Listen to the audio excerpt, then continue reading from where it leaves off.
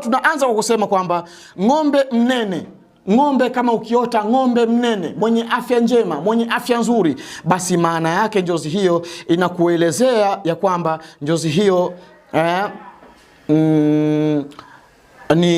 ni mali ambayo utakwenda kuipata. Kuota njozi ambaye ni mnene mwenye afya nzuri, maana yake hiyo unabashiriwa ni mali ambayo utaenda kuipata, au mwanamke mzuri utaenda kumpata, au mwanamume mzuri mwema utaenda kumpata kama wewe ni mwanamke. Lakini kama utaota ng'ombe aliyekonda,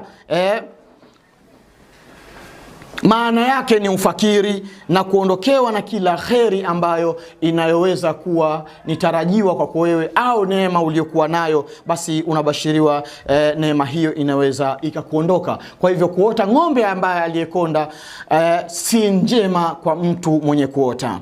Lakini pia kumuota ng'ombe usingizini kwenye njozi inajulisha kuwa ni miaka ambayo unayoiendea, mwaka ulionao unauendea, maana yake inakupa kwamba ni miaka hiyo. Sasa ni miaka kitu gani? Inaweza kawa ni miaka ya neema au ni miaka ya matatizo, lakini itategemea na ng'ombe mwenyewe uliyemuota. Ni ng'ombe aliyenenepa au ni ng'ombe aliyekonda, ndipo itakapokuja katika miaka hiyo, maana yake unaweza ukapata neema au ukapata hasara.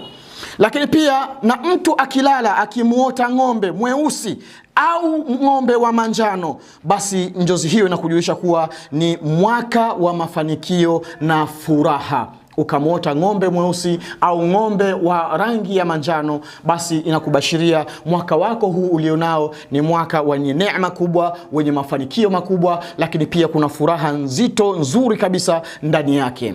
Ama nukta nyingine ya kumuota ng'ombe, tunasema mtu anapolala na akaota kuwa anakula nyama ya ng'ombe, basi njozi hiyo inajulisha kuwa au unabashiriwa kupata mali nyingi ndani ya mwaka huo. Unalala unaota unakula nyama ya ng'ombe, basi unabashiriwa kwamba mwaka huo utapata mali nyingi sana, mafanikio makubwa sana yapo ndani yake.